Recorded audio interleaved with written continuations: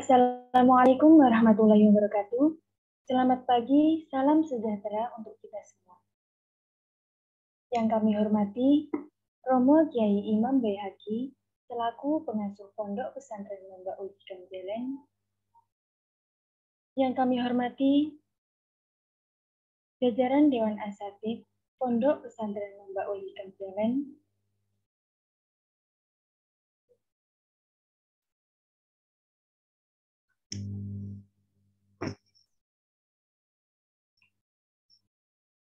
Dan para narasumber, Mas Fairul Judi, Mbak Fatma Kurota Ayu, Mbak Lilin,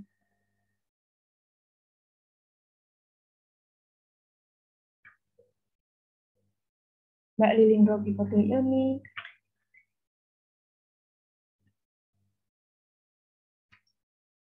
Mbak Rika Fitria, dan juga Mbak Fatma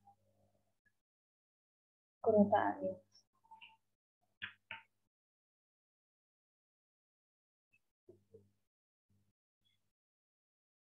Serta para peserta yang berbahagia. Sholawat serta salam.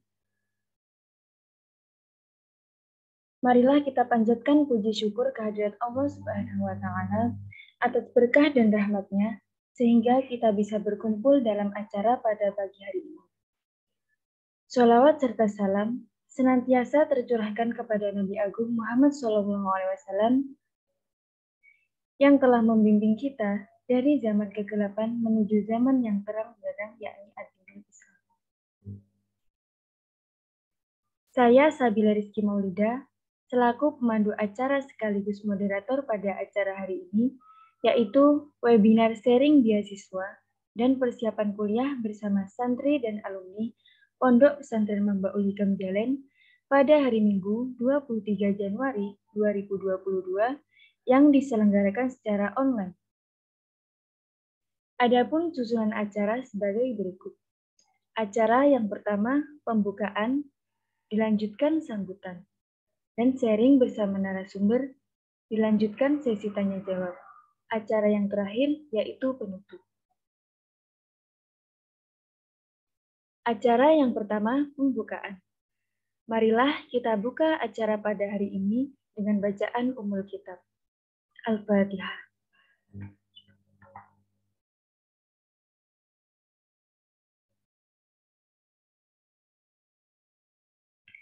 Disampaikan terima kasih. Acara selanjutnya yaitu sambutan yang akan disampaikan oleh Saudari Zulfa Aulia Ruhana selaku Ketua Pondok Pesantren Putri Pondok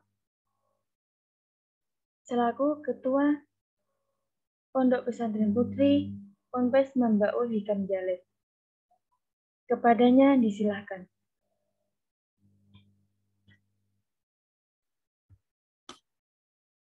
Assalamualaikum warahmatullahi wabarakatuh. Alhamdulillahirabbil alamin. Assalatu wassalamu ala asyrofil anbiya'i wal mursalin sayyidina wa maulana Muhammadin wa ala alihi wa sahbihi ajma'in. Amma ba'du. Yang terhormat Romo Yai Imam Baihaqi beserta Ibu Nyai selaku pengasuh Pondok Pesantren Mbak Uji Kamjelen. Yang saya hormati para narasumber yakni Mbak Lilin, Mbak Fatma, Mbak Frida, Mbak Rika, dan Mas Fairul Judi, serta para peserta yang berbahagia. Saya ucapkan selamat bergabung. Semuanya terima kasih atas waktu kalian yang telah mempersiapkan dan menyempatkan hadir dalam acara webinar kali ini. Nah, sebelumnya saya akan menyampaikan bahwa selain ilmu pendidikan, ilmu agama itu juga sangat penting untuk dicari. Nah, salah satunya yaitu dengan melalui pondok pesantren. Pondok pesantren kami ini yakni Pondok Pesantren Mbak Uji Kamjelen, Kecamatan Gendang, ini merupakan pondok pesantren salafiyah, di mana program-programnya itu termasuk kajian kitab kuning, hafalan Al-Quran atau tahfidz Al-Quran, mengaji Al-Quran bersama, dan lain sebagainya.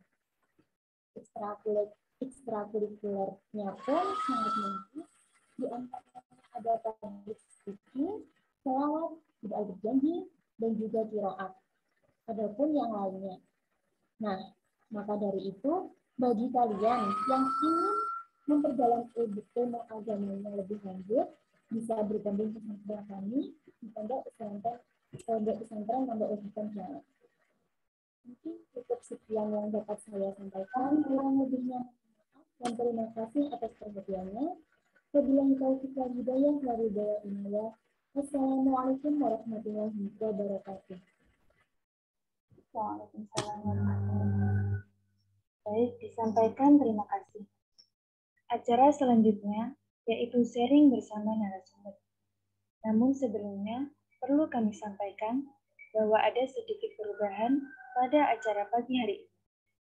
Yang mana sebelumnya ada Mbak Sita dari Universitas Negeri Malang yang tidak bisa hadir pada pagi hari ini dan digantikan oleh Mbak Fatma dari UIN Jember. Untuk sharing yang pertama ini akan diisi oleh Mbak Frida Auliasari dari UIN Sunan Kalijaga, Yogyakarta. Untuk Mbak Frida, kami persilahkan.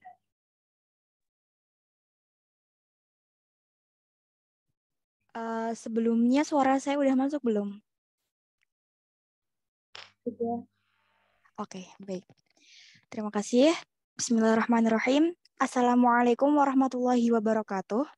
Waalaikumsalam warahmatullahi wabarakatuh. Bismillah, alhamdulillah, wassalatu wassalamu ala rasulillah, la hawla wa la quwata illa billah, amma ba'du. Saya ucapkan terima kasih kepada moderator telah memberikan waktu kepada saya untuk menyampaikan beberapa kata ya. Jadi sharing persiapan kuliah serta beasiswa pada pagi hari ini dalam keadaan sehat walafiat. Sebelumnya perkenalkan, nama saya Frida Auliasari, mahasiswi manajemen dakwah angkatan 20 di Universitas Islam Negeri Sunan Kalijaga Yogyakarta atau biasa disebut dengan UIN Jogja. Mungkin udah nggak asing lagi kan dengan namanya UIN Jogja. Oke, langsung aja di sini. Yang pertama, saya akan bahas tentang kenapa sih harus kuliah gitu kan. Kan pasti banyak yang mikir kuliah ataupun enggak itu sama aja. Tapi dalam dunia apa ya, permasyarakatan, masyarakat tuh berbeda. Jadi misal contohnya aja gini. Di dalam masyarakat, kita menemukan ada seorang mahasiswa ataupun yang lagi kuliah, yang sedang kuliah, melaksanakan kuliah, yang satunya tidak kuliah seperti itu. Terus ketika dimintai solusi, yang kuliah ini memunculkan ide yang bagus. Yang tidak kuliah juga sama-sama memunculkan ide yang bagus. Tapi di dalam masyarakat, peluang manakah yang akan diterima? Jadi intinya banyaklah poin penting atau poin plusnya ketika kita kuliah seperti itu. Terus ketika kita udah memantapkan diri untuk mau kuliah, itu kita jangan meremehkan gitu. Misal, oke lah kita ikut daftar pada senam PTN sama SPAN PTKIN, tapi jangan terlalu percaya diri. Misalnya, aku belajarnya besok aja lah, nunggu pengumuman senam PTN sama ataupun SPAN PTKIN gitu. Nanti kalau aku belajar sekarang, ternyata aku keterima di senam PTN ataupun SPAN PTKIN kan sia-sia. Oh, tentu tidak. Jadi, belajarlah mulai dari sekarang. Belajar itu tidak ada yang namanya sia-sia, seperti itu ya. Jadi gini, maksudku belajar dari sekarang tuh tidak harus sejam 2 jam kok. Jadi kan di dalam satu hari ada 24 jam. 24 jam, oke lah. 24 jam juga termasuk ada istirahat, ada sekolahnya gitu. Tapi yang aku maksud di sini tuh belajarlah minimal 10 menit. Kenapa 10 menit? Karena para ahli psikolog ataupun ilmuwan-ilmuwan lainnya itu mengatakan bahwa ketika kita sedang diskusi ataupun lagi belajar ataupun lagi KBM, kegiatan belajar mengajar, itu kita hanya fokus 10 menit di awal. itu sudah menjadi bukan patokan sih, tapi udah banyak yang meneliti gitu bahwa kefokusan seorang itu hanya ada dalam 10 menit di awal. Makanya abis ini setelah webinar ini untuk semuanya ya, bukan hanya yang mau kuliah saja, usahain belajar 10 menit, minimal 10 menit setiap hari gitu. Bukan 10 menit sebenarnya, kan ada 3 waktu ya, 3 waktu yang baik lah, bahasanya baik buat belajar ketika di pagi hari ataupun habis subuh, terus juga habis asar, terus juga habis maghrib. Misal habis subuh kita masih ngaji yang di pondok, kan bisa tuh pagi hari ketika sebelum bel berbunyi sebelum bel berbunyi kita buka buku 10 menit aja, itu nggak masalah gitu. Jadi gini, lebih baik kita memperpendek waktu atau mempersingkat waktu, tetapi ilmu yang masuk atau nyantol di otak kita itu banyak, atau benar-benar nyantol, daripada kita memerlukan waktu banyak, tapi ilmu yang kita terima atau yang kita masuk di otak itu nggak ada gitu loh, cuma melayang-layang doang gitu. Nah, beda lagi kalau semisal kita suka sama pelajaran bahasa Inggris gitu. Kita suka sama pelajaran bahasa Inggris, terus mau lanjut, ini lagi asiknya, lagi fokus nih. Jadi bisa ditambah sejam, 2 jam, ataupun sampai bosen gitu. Jadi nggak masalah. Nah, itu ya tips belajar sih. Itu lebih ke tips belajar bukan hanya untuk masuk perguruan tinggi ataupun kuliah, tetapi untuk sehari-hari lah, untuk semuanya aja. Minimal 10 menit. Terus habis itu, selain itu, berdoa juga jangan lupa. Berdoa, karena kalau kita cuma mengandalkan namanya belajar, tanpa berdoa itu nggak ada hasilnya gitu, kayak sama aja. Terus juga restu orang tua. Restu orang tua itu juga sangat penting. Misal kita pengen di kuliah di luar provinsi gitu, Jawa Timur ataupun Jawa Tengah. Tapi ketika orang tua tidak merestui, ya udah kita ngikut aja. Karena apa? Misal nih kita tetap ngengkel ataupun tetap kayak tetap kayak ngengkel lah bahasanya. Mau ke luar provinsi, mau ke Jogja, Jakarta ataupun Bandung gitu. Oke lah, pertama-tama semester 1, 2, 3, 4 orang tua masih oke. Tapi ketika udah semester 5, 6 ternyata kata orang tua pulang aja gitu. Pulang aja. Itu sangat tidak memungkinkan, tapi juga banyak yang terjadi seperti itu karena tidak sudah bertolak belakang gitu dari awal. Jadi lebih baik didiskusikan dari awal terlebih dahulu. Terus ketika masalah biaya kan kita bisa bantu. Bisa bantu gimana gitu kan. Jadi banyak kok mahasiswa-mahasiswi dimanapun di kota-kota besar itu tidak hanya kuliah saja, tapi mereka juga sambil bekerja gitu. Emang bisa gitu. Bisa kok, bisa. Terus juga banyak para dosen mengapresiasi mahasiswa-mahasiswi yang kuliah sambil bekerja gitu. Jadi kayak memberikan give applause gitu. Wow, keren banget gitu. Yang penting kuliahnya nggak keteteran gitu. Terus aku pribadi, aku juga bukan bekerja sih, lebih ke jadi guru privat aja gitu. Jadi guru privat, walaupun aku juga di pondok, yang notabene di pondokku masih belum boleh keluar, ya intinya belum boleh keluar, jadi harus di pondok terus. Itu tetap bisa jadi guru privat online. Jadi banyak kok, nanti caranya gimana misal gitu. Kita bisa tanya ke sebuah lembaga les-lesan seperti itu. Diri daftar di websitenya Superprof, nanti yang belum paham bisa langsung chat aja, mungkin ya pengen nambah-nambah uang saku lah, itu nggak apa-apa. Itu di mana aja ya, maksudnya nggak harus di Jogja aja, di Malang, Surabaya, Bandung, ataupun yang lainnya. Jadi buat kalian semua atau mungkin teman-teman yang ingin nambah, nanti bisa tanyakan aja secara pribadi ya, seperti itu. Terus apalagi ya, untuk beasiswa itu sebenarnya gampang banget terus nih di beasiswa. Tapi ada kok yang namanya banding UKT. Apa sih banding UKT gitu kan? Jadi banding UKT itu lebih ke gini. Misal kita baru masuk semester 1 kita dapat UKT 4. UKT 4. Terus pada semester ganjil ke depannya kita ikut banding UKT. Terus kita bisa turun nih banding UKT bisa turun ke-3 ataupun ke-2 gitu. Tergantung alasan kita kenapa ikut banding UKT. Misal karena perekonomian sedang turun, orang tua sudah tiada, seperti itu dan lain sebagainya. Jadi bisa. Jadi sebenarnya beasiswa yang ada di kampus itu tuh lebih banyak. Apa ya? Kalau kita mau nyari ya itu tuh banyak banget.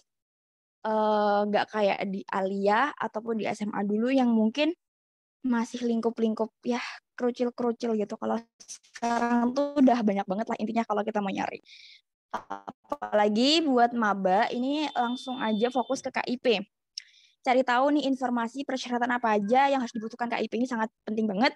Jangan kayak aku dulu sangat apa ya ketinggalan banget yang namanya KIP karena kurangnya informasi dari apa ya dari nggak ada generasi sebelumnya yang ada di UIN Jogja, jadi aku juga kebingungan seperti itu.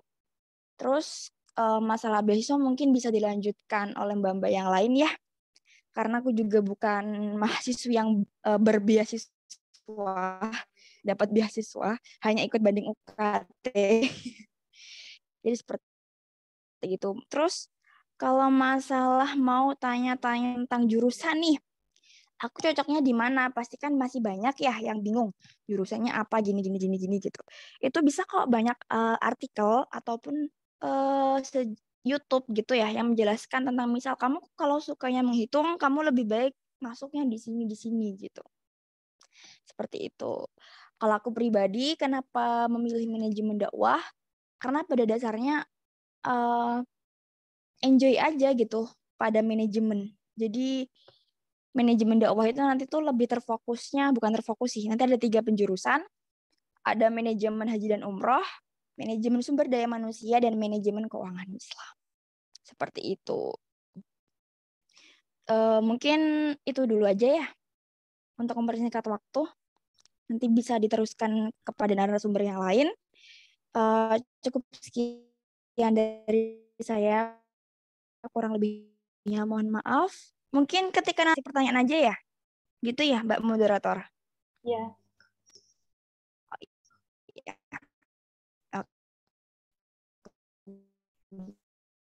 Baik. Oke, cukup sekian. Wabillahi taufiq.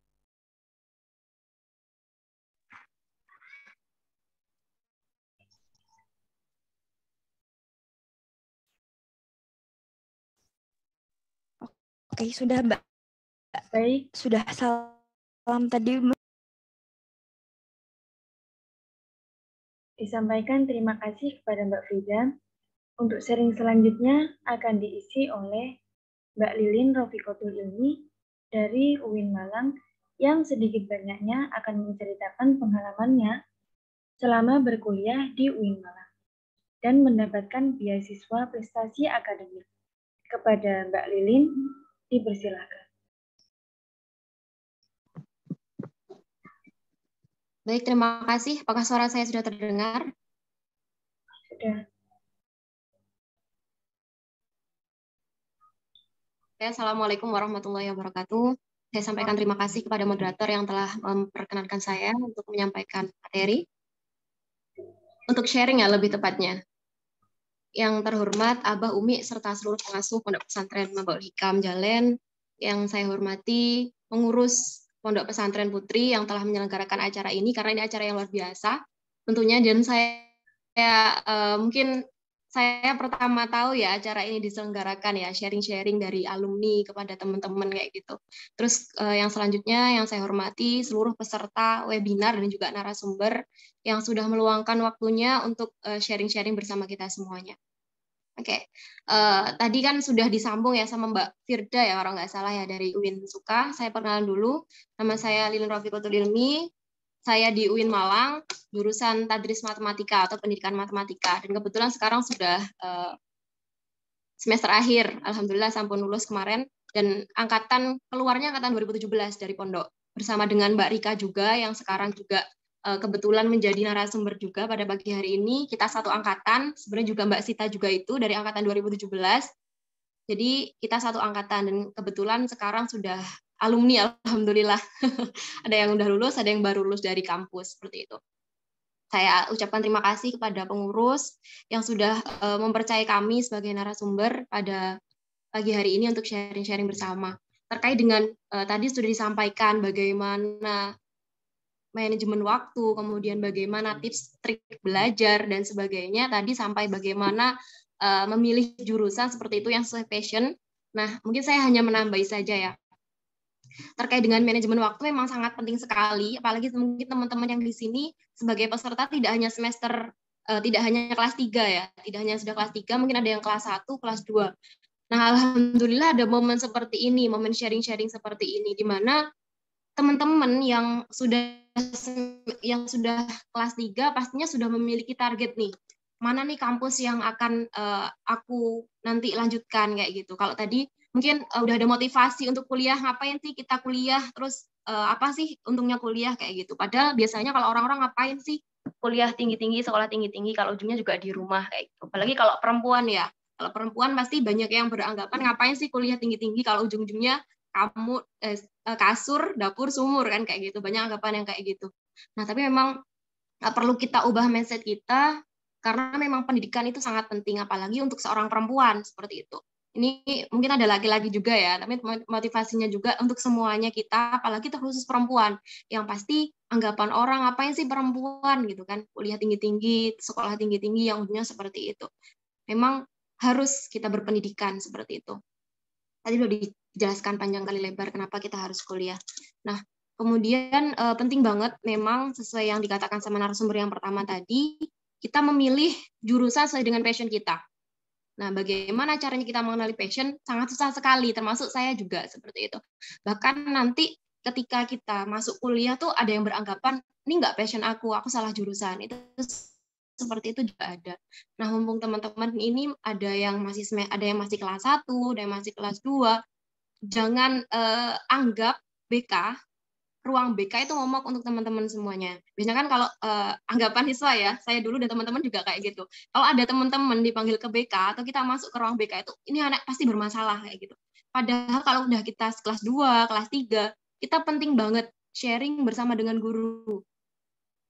Minimal kalau misalkan kita masih bingung nih passion kita bisa curhat nih ke guru kita, ke guru BK kita, karena guru kita tahu gimana keseharian kita di kelas. Selain teman-teman juga udah punya passion. Nah, kalau teman-teman udah paham passionnya apa ya, alhamdulillah malahan. Teman-teman udah paham nih passionnya apa, berarti aku nanti kuliah mau ngambil ini. Kayak gitu. Ini soalnya sesuai dengan passion aku. Nah, selain itu juga restu orang tua itu nomor 1. Banyak mungkin teman-teman yang nanti pengen kuliah jauh nih, pengen kuliah keluar Jawa Timur, bahkan luar negeri kayak gitu, ternyata terhalang oleh restu orang tua. Nah, mulai dari sekarang juga semua hal itu kan penelitian kan, seperti itu katanya.